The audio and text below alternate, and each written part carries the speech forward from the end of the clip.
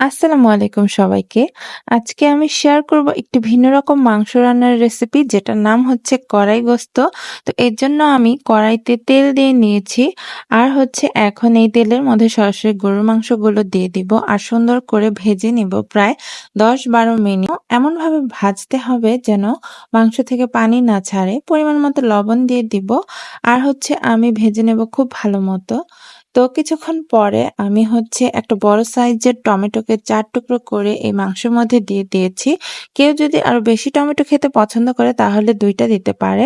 তো আমি ১ টাই দিয়েছি। এবার আমি আস্ত গরম মসলা দিয়ে দিলাম, কিছু দারচিনি, এলাচ, লবঙ্গ, হালকা একটু জয়ত্রী। এবার সবকিছু মিক্স করে নিয়ে আমি পেঁয়াজ কুচি দিয়ে দিব পরিমাণ মতো আর কাঁচামরিচ কুচি।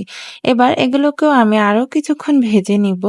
তো এবার এগুলো ভাজতে আমি এদিক দিয়ে হচ্ছে হলুদ, মরিচ, জিরে, ধনে আর হচ্ছে গরম মসলা এগুলো সব পানি দিয়ে গুলে রেখে দিব। আর এখন দিয়ে দিব হচ্ছে পরিমাণ মতো আদা বাটা, রসুন বাটা। আমি এখানে টক দই আর বাদাম বাটা একসঙ্গে মিক্স করে নিয়ে এবার দিয়ে দিলাম।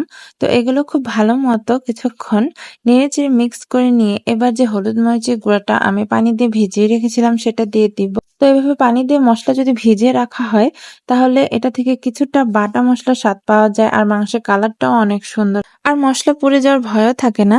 এবার আমি মাংসগুলোকে খুব ভালো মতো কষিয়ে নিব যেন সব পানি শুকিয়ে যায়। তো আমার মাংস কষানো শেষ, পানিগুলো মোটামুটি শুকিয়ে গিয়েছে। এবার আমি মাংসগুলো সিদ্ধ হওয়ার জন্য এখানে ফুটন্ত গরম পানি ইউজ করব পরিমাণ মতো। তো আমার মাংস সিদ্ধ করতে মোট ২ বার এরকম গরম পানি দিতে হয়েছে। এবার আমি ঢেকে দিব। তো দেখেন মাংসের কালারটা খুবই সুন্দর এসেছে। তো শুধু মাংস খেলেই চলবে না, সাথে আমি একটু পোলাও রান্না করে নিয়েছিলাম বাচ্চাদের জন্য। ১ চামচের একটু কম পরিমাণ চিনি দিয়ে দিব। এখন মাংসগুলো সিদ্ধ হয়ে গেছে, শুধু পানিটা শুকালেই হয়ে যাবে।